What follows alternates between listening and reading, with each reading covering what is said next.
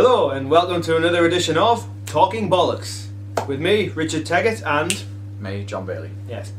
Today we're going to be talking about something that we touch on quite a few times, usually in an unfavourable light, which isn't really going to be a big change tonight. Anyway, we're talking about remakes, and you know, these days it seems like Hollywood's run out of ideas pretty much completely, and they just rehash old things that have already been done, and you don't add anything new to the franchise or even just to the studios that's making them. So, without further ado, let's go straight into it with a recent film. Recent, but it's also not because it came out in the 80s. RoboCop. I mean, growing up, RoboCop was one of my favourite films as a kid. You know, I wanted to be RoboCop. I wanted to go around, shoot people with a big gun, and you know, spin the gun and put it in my leg. And the film doesn't take itself too seriously, but at the same time, it's the original. Yes, the original. I'm talking about the original there. It's bloody, it's violent, it's gory, and it's pretty shocking at times. You know, you see someone get his hand shot off. Give that man a hand. Yeah, you see someone get his hand shot off with a shotgun, then he gets the rest of his arm shot off with a shotgun, and then you see he just gets shot up with a shotgun, or 4 shotguns, then he got shot in the head. That's, yeah. And they rebuild him basically to bring him into RoboCop. Yeah, so Officer Alex Murphy's dies, essentially, and is brought back to life, in a way, in the form of RoboCop, where he goes out and he's become the new face of law and justice. Yeah, crime fighting as the parent company to the police force, OCP, who are privatising the whole city. They're trying to clamp down on crime, wipe away the old city, build a new privatised city with their own privatised police force, law enforcement, military contracts, what have you. Is a person, he gets shot up, he loses his humanity because they make him a machine, and then he goes through a big change and regains his humanity. It's very 80s though, isn't it? It is, but yeah, he dies, obviously. He's brought back, resurrected. It's a Jesus metaphor, but he's resurrected, but he's not quite living. You know, he can't have his old life back because he's dead in this like mechanical body. And there's a thing about his family as well. Yeah, his family moves on, and he starts to have memories of his, like, brief memories of his family, and you see like the pain and anger and frustration this causes of like having everything taken away from him, and that sets him off to go and hunt down the people who killed him, basically. Yeah. So you have the two main stories of the the revenge story of Alex Murphy and the vice president of OCP doing his dirty dealings and that, who's involved with Clarence Boddicker, the man who kills Murphy. The two stories converge, and it wraps up quite nicely. There's a bit of an iconic scene in the original one though, isn't there? In the office. Yes. That is quite an iconic scene. Dick Jones, the vice president, he has his own program, the Ed 209 program. Infamous scene in the film. There's a bit of a malfunction with this Ed 209, a big bipedal tank with 2 machine guns on, and that's what allows the RoboCop program to exist, because it was a contingency plan against this. But watch that scene in the director's cut, because it goes on and it goes on and it goes on. So what do you think about the new one then? And so we have this funny, bloody, violent, cool as fuck, good film, bittersweet almost, film, and there were sequels made, and it generally went downhill, and there was a series which I've never even bothered to watch. But the first one still remained the best. So here we have last year. It's just come out on it was the start of this year, wasn't it? Yeah. Start of this year. A remake. I was not expecting big things, and I wasn't surprised by what I saw. It's the same story. Like the original, it's a product of its time, where the story has changed to the policy of using drones overseas, and whether they could be used, in case of America, at home. Yeah. And that's what the main story is. We'll remove crime in every city and every state, sort of thing. Yeah. They show that because they have humanoid robots and the Ed 209s, which are massive in this one, and they're effectively used overseas in war-torn countries. And they say, why can't we use it at home? Because it's not allowed. So they have the RoboCop program as it's like a face, like to sway public opinion. And so you have Alex J. Murphy, who is not killed in this one, and still regains his hand for some reason. Mm-hmm. That may be a point, as in there's a line in the original where they say that they've managed to save one of his arms, and then they just get told to get rid of it, full body prosthesis. But this one, he has a hand for some reason, and there's a lot of moments like that in this new one where it takes a point what the original had and completely changes it. So he doesn't die and is resurrected. He is just badly injured. He doesn't lose his hand. I can't remember anymore. It wasn't very good. It wasn't. You didn't. I didn't feel any connection or feeling for any of the characters really, apart from maybe Gary Oldman, who is the doctor who treats him. He did a good performance. He's the only person who even seems to show any emotion in the film. He gets hysterical at some points, but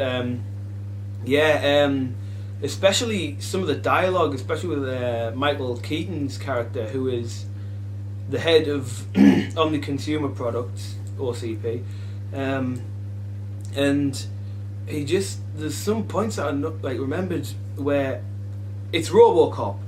The film's called RoboCop, so we know what's going to happen. There's a guy and he gets turned into RoboCop, and they have this meeting where his dialogue's like clumsily dancing around this idea of, right, we need a machine that's like a man. It's like a man and a machine, and it's like, for Christ's sake, just get on with it. It's not until it's after an hour through the film where he actually steps outside as RoboCop, presented to the public. I mean, and what do you think about the way that he looks? Slow. He doesn't look like he's a robot. He's just some guy in a Batman suit, and I didn't like the way it sounded either. It was incredibly noisy and annoying. And you've got the voice.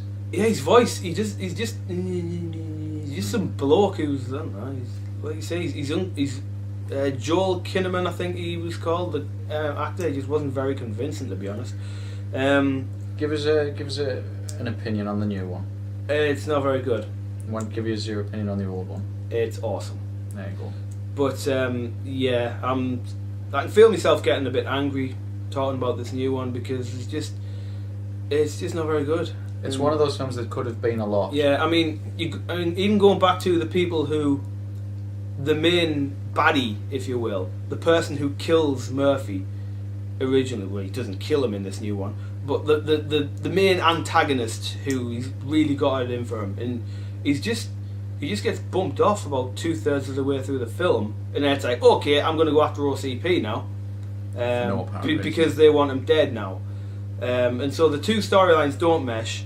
And then it turns out that the other main henchman bloke for OCP is just some guy who was a bit of a dick to him sometimes, and it's like, well, why are they having a big fight? And should we move on? Go and watch the original RoboCop. Don't watch this new shit. Moving on. I'm going to do a film. I'm going to go calm down. I'm going to do a film called The Manchurian Candidate. It's a film that definitely sort of appeals to my sort of nature. Both the films start off, war hero comes home, is praised, ends up, actually it's, now I think about it, it's a bit of a Homeland sort of story, if you've seen that as well. So they come back, they're praised as a war hero and thrust into the limelight and then political government.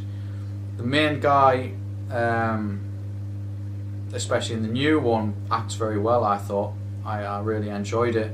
The story itself was interesting because he starts to regain parts of his memory and questions himself as to whether the things that he knew that happened, that all of his squad knew that it happened and his commander knew that it happened, actually did happen.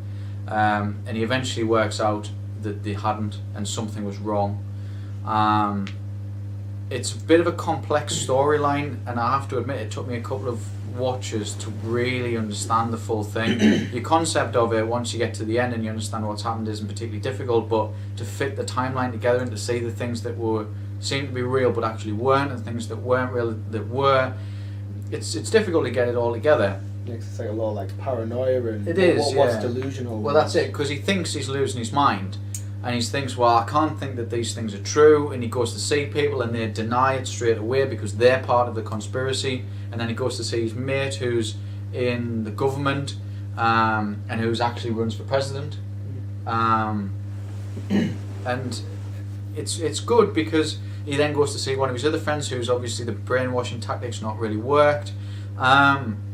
I liked it. I liked the old one. I have to admit, I like the old one more, but I liked the new one as well. There was nothing really wrong with it in the sense because it was an updated version of the original.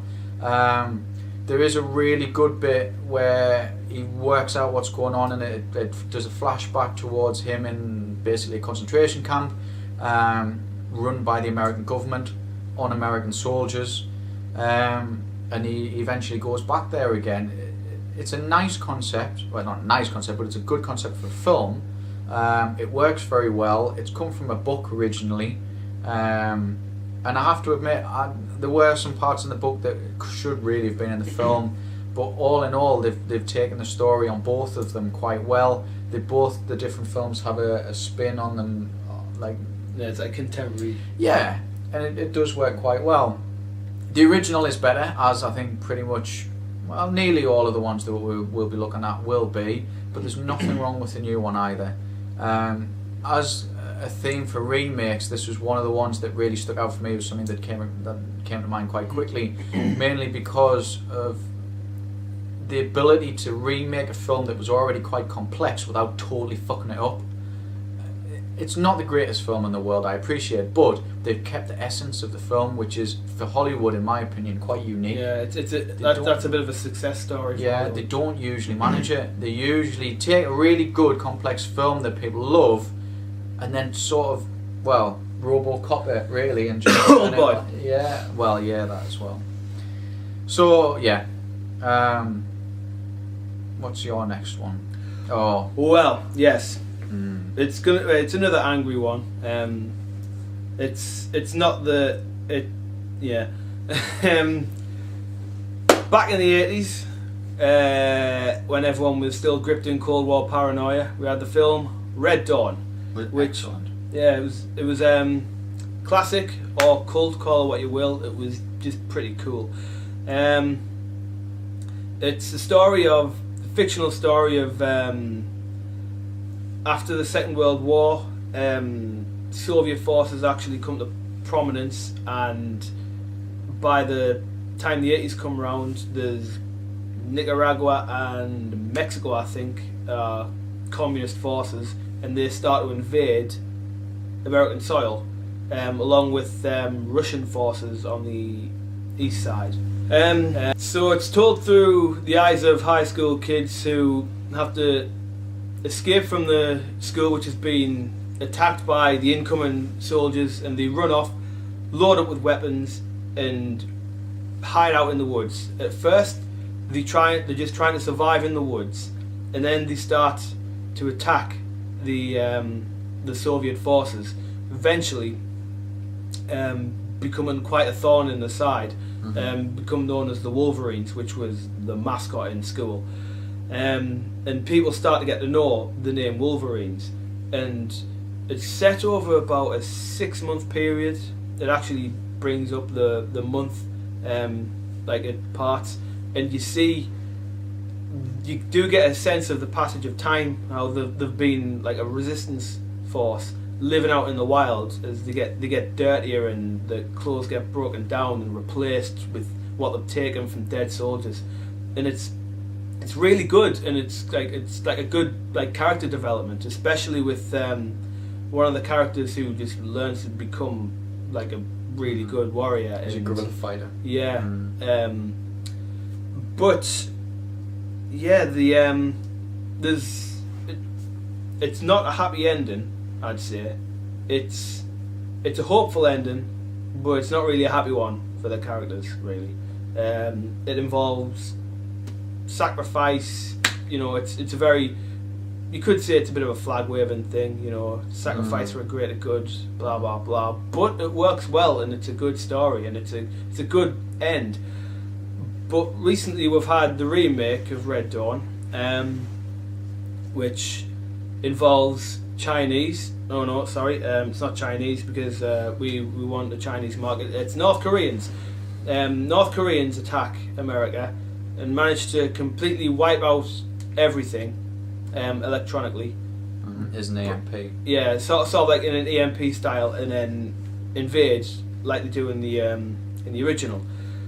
And it's basically the same story, vaguely the same scenes happen, but there's a lot more in urban area fighting, and it doesn't show very good combat really, as opposed to the first one, which had ambush tactics and use of cover.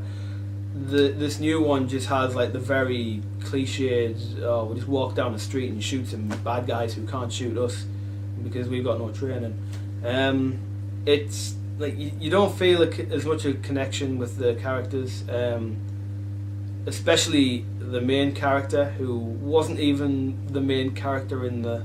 Yeah, he was just some random. Well, he was the main character in the first one, because there's two brothers, and this new film focuses on the younger brother, who is really dopey and like unappealing in every way, and he gets someone killed because he wanted to find his girlfriend, who just happened to show up at that point. It's got that whole sort of Hollywood coincidence type feel to it, and it's got this typical Hollywood love story where there's a girl here, so she has to be in a love story with this guy, and there's another girl, she has to be in this love story with this guy, the two leads, the two brothers. That doesn't happen in the original because they're in the middle of like fighting a war.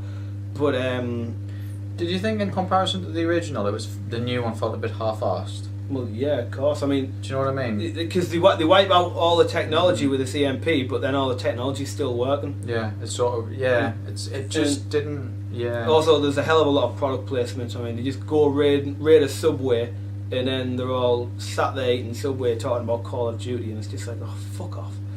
And then actually, by the later stages of the film, there was some big action scenes, and I really wasn't paying attention because by that point I was bored and I didn't really care for how the characters turned out. I mean, there is a shock twist moment where a character gets killed, and it just you don't really care. Yeah, but it takes away the whole point of that character from what he was like in the original. And like I say, it's got that whole remake feel of everything is less, everything's not as good, and the characters aren't as appealing. There's a moment where they're betrayed by one of their own, and they therefore execute him. In this new one, he doesn't betray them. He just didn't know that he was.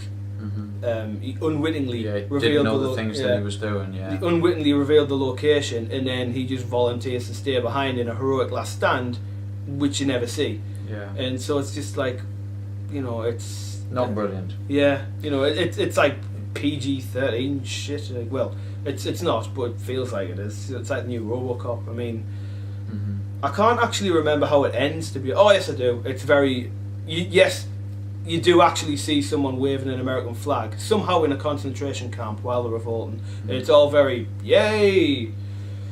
And that brings me on to sort of a point that you've made previous, and it might be a little bit controversial at this point. It's not really dedicated towards like Red Dawn, but it kind of is in a sense. But people know my opinion on Hollywood as a general whole, and something that you brought up recently in terms of films, and especially in terms of games from America at the minute.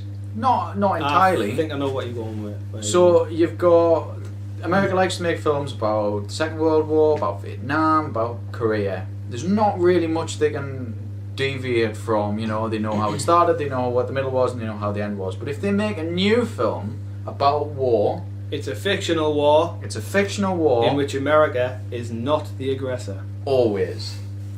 All the games, Battlefield, Call of Duty, Homefront. Yeah, America is attacked. All of Freedom Fighters, which was actually heavily based on Red Dawn. Yeah. It's like a thing I've always said. Like, America's all like constantly like hung up about like communism. It's like it's always communists are invading American homeland. It's like a national level rape fantasy or something. They love the idea of all communist Koreans coming over and attacking. Or Chinese. Communist.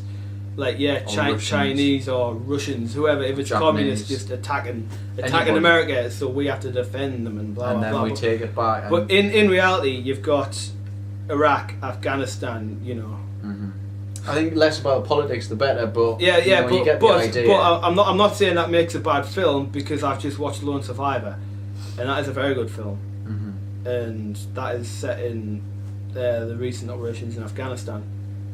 But we're getting a bit off topic now. Anyway, just ranting about America. I'll bring us slightly back on the topic and bring up another remake that we have mentioned again. Good remake. A very good remake that we have mentioned before. The original film was 90s. 95. 95. So we had Stallone being Stallone in a sci-fi adventure of law enforcement, total law enforcement in a lawless town, lawless world. I didn't realise this film was it a 15 or an 18? It was something. Yeah. I didn't realise that, because I remember watching it in school once. Yeah, I watched it on And TV. That's like that's the lasting impression I got. I thought it was like a PG. Yeah, well, so you've got this lawless society, and to take in terms of the lawless society, like sort of almost RoboCop storyline. You're building up to the name. Yes, I am. Yeah. Right. They employ a group of people called judges who have total control over any crimes that they see, and they can sentence as they see fit. And of course, we are talking about the film Dredd, or Judge Dredd. Or Judge Dredd, yeah. The original film itself, for what it was and what it claimed to be, was a good film. It had elements of shouting, violence, space, sci-fi, a story that didn't really take itself too seriously, relatively good acting at times. The story itself was alright, but it never really was true to its roots of where it came from. The comics themselves of Judge Dredd, or Dredd, were graphic, violent, dark, very dark, and the film itself was never that. I mean, it's basically a story about people who can lawfully go around and shoot whoever they want, if they deem fit. The new film, as I said, we have mentioned this before, follows the same principle, but definitely goes back to its roots. It's a much darker, much more violent, much more aggressive underground film with the same concept of the judges, but definitely filmed in a different way. Is it a remake? Is it not a remake? It could be a sequel, it could be a prequel, it could be totally dissociated from the original film. You'd never really decide on that. But what you can decide on is that it's a very good film. Yeah. Yeah. I was actually surprised because when I watched the trailer made it look like a bit thick and a bit boring and a bit very simple. I suppose the plot is simple, but the film really works. Yeah, it's not a complex film. It's not a difficult film to understand. It's not overly aggressively violent. Really, I mean, there are aspects of extreme violence in it. It's not. It's not overly violent. You see people getting skinned. You see people getting bullets shot out the cheeks in slow motion. But it all fits. You see said skinned bodies flattened on the ground. But it's not. It doesn't. The way that the film's shot and the way that the film's written, it doesn't. It's not violence for the sake of violence. It just fits into the story. It grows the characters. It grows the story, and it just basically expresses the fact that it could have violence in this scene, and this is what everyday life is like in the city that this film takes place in. There's motorbikes, there's a car chase scene which is very good, and they run somebody over on the car chase scene and it looks incredibly realistic. They move into this huge building which is just like, it is my view of the future in 100 years time always was a mix between Blade Runner, The Fifth Element, and sort of Dread, really. That was always my vision. Yeah, absolutely. Yeah. And it just fits into that perfectly. You've got stupid advertising and you know, over the top things which I really think in a post modern, I dread to say the word utopia, but like, you know, dystopia. Yeah, it just all works. Yeah. And like that's a point about when you watch that film. It technically is a sci-fi film. It's post-apocalyptic, but you don't realise it when you're watching the film, since a lot of it's set in this mega block, which is, to simplify it, it's a very, very, very big tower block that houses 50,000 people. It's a city-sized tower block, and so it's just sort of like, it's like an indoor shooter a lot of the time, and it's a bit like a very good first-person shooting computer game RPG, really. It's very, very good. There are aspects in the new film that have nothing to do, well, very little to do with the old film, like the psychokinetic abilities and things like that. It's sort of, it's kind of introduced, but it's not really played on too much. They only really drawn it a couple of times, and there's an element of betrayal between judges, which I think sort of happened in the old one as well, but it works much better in the new one, in the sense that because of the horrible urban landscape of people trying to survive and violence and drugs, the criminalisation of the corrupt judges fits perfecly. You know what I mean? You'd almost expect it because of the backdrop of it, and I just think it's brilliant. Yeah, it's actually when one judge, he explains himself and he's basically saying the city's just overly violent. You know, everything's gone to hell, so why not make a bit of money? And absolutely. As we often give recommendations for different kind of films, this again is a recommendation I think we've mentioned before on Blu-ray. Yes, definitely. Very sharp, very vibrant. When the slow motion effects are in there, it's got good effects. It's got like stun effects. The psychic abilities is very well done. It's she goes into the other guy's mind and it fits very well. Even the slow motion, which I usually don't like in a film, it's not overly used and it's used within context because it's the effect of a drug. Yeah, slow-mo, which is a drug that's used, it works. Yeah, like everything becomes bright and sparkling, and I say before, like when you see people getting shot out through the cheek, it's done in a way where it's almost beautiful. Yeah, it's very bright, and it works really well. You see drops and bits and things. I mean, even near the start, where you see just I never know how to say her name, Lena Headey.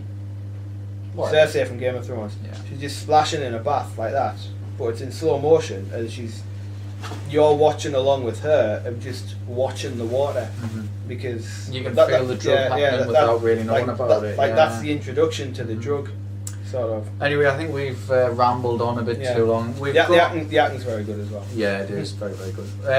Just as a couple of updates as the things that are coming, we've got another World Cinema update coming shortly. We're also going to be looking at another, possibly talking bollocks about anime.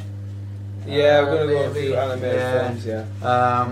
And a few other bits and pieces. As we've said recently with all of them, if we can just sort of drown out the noise going on in the background there. Please don't forget to like the video if you have any opinions about it. Give us a message at the end of it. Send us a message if you want us to see anything particular. Don't forget to subscribe to the YouTube page to help us sort of grow the system and grow our fan base. Hit the like button. Absolutely. So that's it for this edition of Talking Bollocks, and we'll see you again next time. Indeed.